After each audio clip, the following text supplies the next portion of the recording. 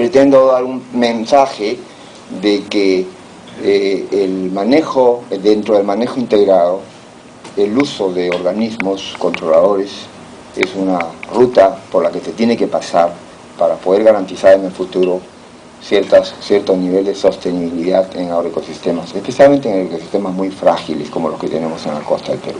Eso es lo que yo pretendo dar acá, ¿no? Ahora, esta imagen la cambié de última hora porque tenía una imagen muy especializada, pero nos revela cómo es que en cada instante en la Tierra se produce un fenómeno que ahora llamamos control biológico, pues es un fenómeno natural en donde hay un depredador o un parásito que indefectiblemente tiene que buscar su alimento. Su oferta alimenticia está, en este caso, en este pobre dinosaurio que está allá, ¿no? Y su madre está tratando de defenderla, o en muchos casos la oferta alimenticia es buscada de una manera muy estratégica, de una manera muy especializada, por ejemplo, cual la avispita que necesita poner su huevo en otro huevo, y ese otro huevo es el que nos va a dar una larva, y esa larva va a perjudicar la agricultura. Entonces imagínense, todos esos fenómenos ocurren en la naturaleza en cada instante. Cuando el hombre ha tratado de orientar este fenómeno natural de parasitismo, de depredación, para adquirir beneficios, entonces se le ha llamado el nombre, o se le ha puesto el nombre de control biológico, pero en realidad no es sino lo que pasa en la naturaleza. Bien, entonces el nombre ya está explicado por qué es así, por qué le hemos puesto un paso crítico en la ruta, digamos un paso en la ruta crítica hacia la sostenibilidad de agroecosistemas. Pasamos, por favor, ¿sí? Vamos yendo un poquito a la parte patológica, ¿no? Mi colega, creo que es Fano anteriormente, ¿no?, ha hablado de los cambios climáticos y el impacto, y esto refleja todo, porque los cambios que ocurren en la naturaleza tienen obviamente un impacto sobre los seres vivos, más que en cualquier otro agente abiótico, vamos a decir, ¿no? Me refiero a que si las temperaturas se elevan, bueno, la constitución de un suelo no va a cambiar mucho, en el sentido de que va a seguir siendo arenoso si es arenoso, o va a seguir siendo franco si es franco, o va a tener tanto o cuánto por ciento de arcilla, si lo tiene. Pero lo que va a cambiar es la parte biológica del suelo. Eso sí va a cambiar, ¿no es cierto? O si baja la temperatura, igualmente va a cambiar, ¿no es cierto? Porque los organismos tienen ciertos niveles máximos y mínimos de temperaturas óptimas y en los cuales su tasa de reproducción es óptima también, siempre y cuando tengan la oferta alimenticia a la mano. Entonces, estos cambios involucran una serie de eventos que tienen que ver con la salida de los cultivos. Y en este caso le estoy presentando una visión de lo que es una enfermedad. Aquí a la izquierda tenemos una planta de espárrago severamente atacada por un patógeno que es un hongo, ¿no es cierto?, cuyo nombre es Puccinia asparagi. Puccinia asparagi ha generado severos daños acá, lo cual nos indica que la hospedera es susceptible. Pero en otras condiciones, esto es del año 98, en otras condiciones probablemente no hubiera sido susceptible. ¿Por qué? Porque esta variedad en Estados Unidos se generó como una variedad con resistencia dilatoria. Es decir, que la enfermedad se va a presentar, pero de una manera lenta y desarrollándose hasta el final del cultivo, ¿verdad?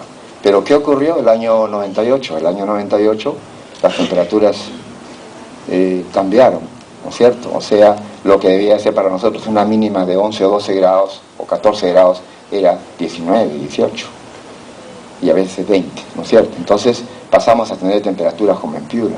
Entonces el comportamiento de esta variedad fue distinto, por ejemplo, ¿no? Entonces, pero permítame asociarlo al patógeno virulento.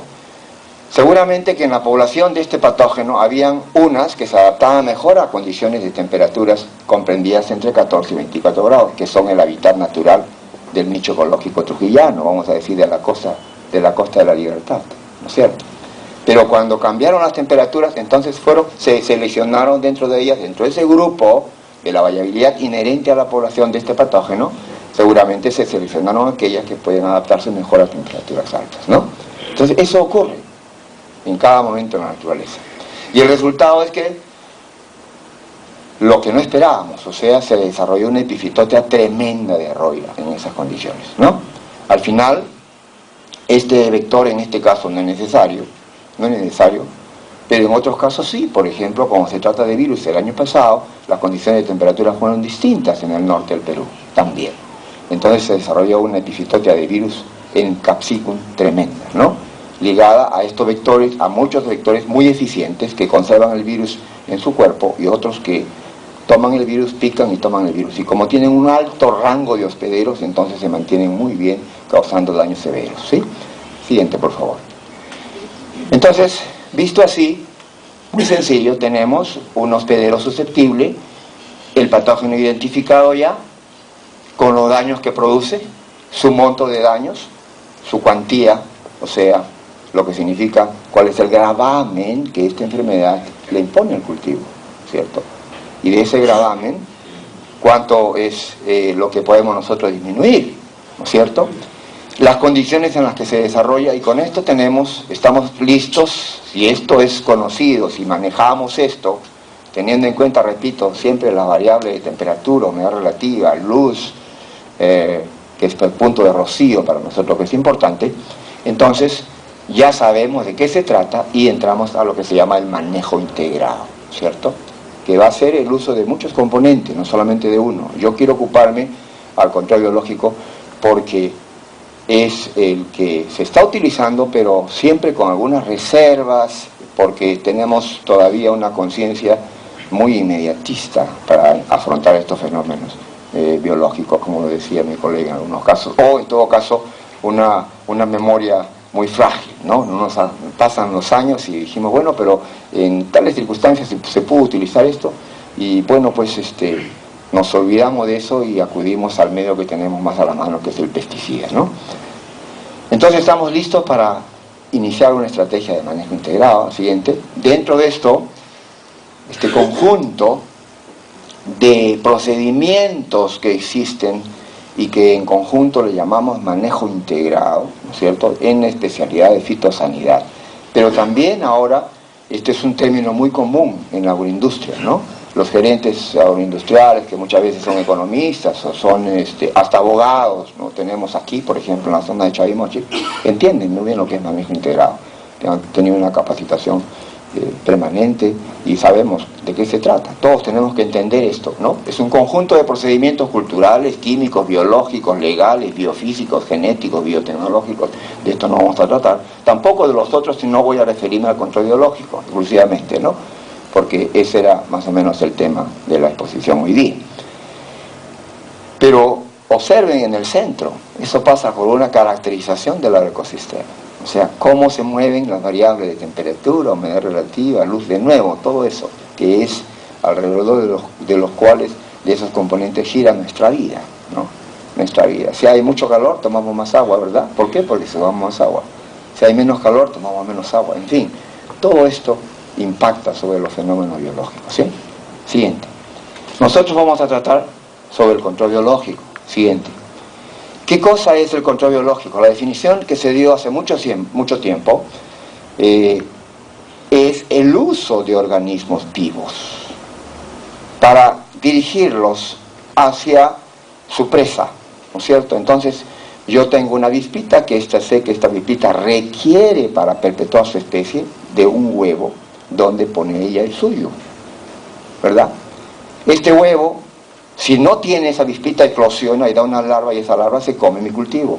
Entonces yo dirijo esa avispita, yo crío esa avispita y la utilizo para los fines que quiero. Pero en la naturaleza hay esa avispita y existió desde antes de todo lo que existiera, o sea, desde el comienzo, ¿no? Eso no ha evolucionado así, eso ha existido. pero nosotros hemos ido descubriendo, y a medida que vamos descubriendo estos organismos, vamos utilizándolos a nuestro favor. Esa es la primera definición que se dio. Pero hay una segunda definición, que es más temeraria. Es la definición de Cook, Mont y Lovell, 1996, que dice: el uso de organismos naturales o modificados. O sea, se están modificando ahora genéticamente organismos, o sea, se están utilizando transgénicos, organismos transgénicos para el control biológico también, ¿no es cierto? Si yo tengo un hongo que tiene una gran capacidad de demoler la pared celular, por ejemplo, de otro hongo, o sea, tiene una habilidad quitinolítica tremenda, entonces yo le incorporo más capacidad quitinolítica a este hongo, como lo han hecho con tricoderma, por ejemplo, ¿no? ¿Y cómo le incorporo más habilidad quitinolítica? Poniendo